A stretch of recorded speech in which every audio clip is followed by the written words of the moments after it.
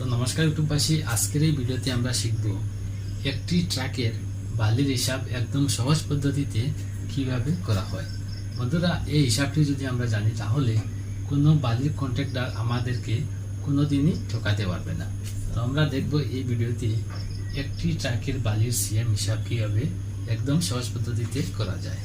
তো বন্ধুরা, ভিডিওটি শুরু করার একটা রিকোয়েস্ট আমার কাছে, যদি চ্যানেলে প্রথমবার ভিজিট করে থাকেন তাহলে ভিডিওটিতে একটি লাইক দিয়ে চ্যানেলটি অবশ্যই সাবস্ক্রাইব করবেন। তো আমরা দেখি বালির হিসাব কীভাবে একদম সহজ পদ্ধতিতে করা যায়। তো বন্ধুরা, আমরা যখন বালি পরিমাপ করব, প্রথমে এখানে দেখতে পাচ্ছেন বালির বডি। এই বডির প্রথমে আমরা দৈর্ঘ্যটি মেপে নেব, তারপর বালির প্রস্থটি মেপে নেব, তারপর বালির উচ্চতা কতটুকু আছে সেই মাপটি আমরা নিয়ে নেব। তো প্রথমে আমরা দৈর্ঘ্যটি মেপে নেই।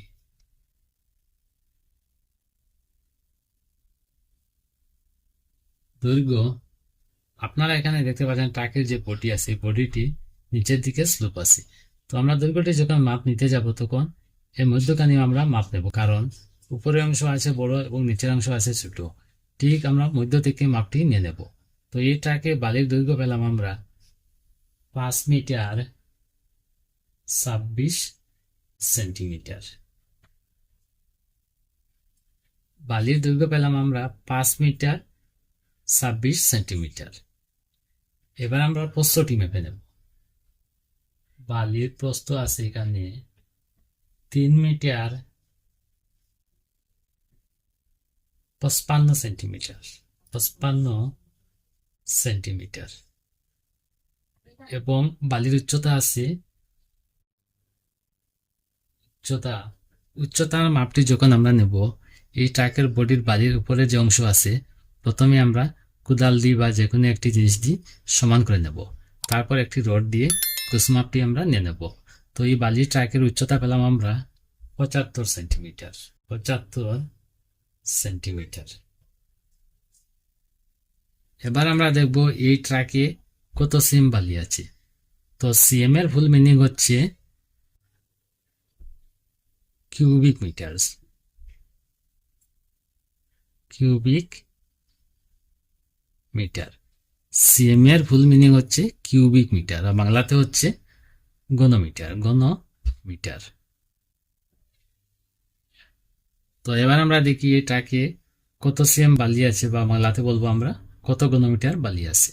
তো দৈর্ঘ্য পেলাম আমরা 5 মিটার 26 সেন্টিমিটার 5.26 পূরণ এই ট্রাকে বালির প্রস্থ পেলাম আমরা 3 মিটার 55 সেন্টিমিটার। তো এখানে বসাবো 3.55 পূরণ এই ট্রাকে বালির উচ্চতা পেলাম আমরা 75 সেন্টিমিটার। এখানে বসাবো আমরা 0.75 সেন্টিমিটার। এবার আমরা এই ট্রাকের বালির দৈর্ঘ্য, প্রস্থ এবং উচ্চতা এই তিনটি যদি আমরা গুণ করি তাহলে এই ট্রাকে কত সিএম বালি আছে তা বেরিয়ে আসবে। তো দৈর্ঘ্য, প্রস্থ এবং উচ্চতা এই তিনটি যদি আমরা গুণ করি, গুণ করে হবে 14 সিএম বালি 14 সিএম বালি।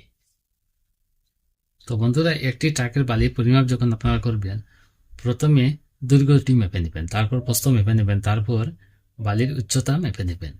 মেপে নেওয়ার পর দৈর্ঘ্য, প্রস্থ এবং উচ্চতা এই তিনটি যদি আপনারা গুণ করেন তাহলে একটি ট্রাকে কত সিএম বালি আছে তা বেরিয়ে আসবে। তো বন্ধুরা, আজকের এই ছোট্ট ভিডিও এখানে শেষ। পরবর্তী ভিডিও নোটিফিকেশন পাওয়ার জন্য চ্যানেলটি অবশ্যই সাবস্ক্রাইব করুন। আর ভিডিওটি কেমন হলো আপনারা কমেন্টের মাধ্যমে অবশ্যই জানাবেন। ধন্যবাদ।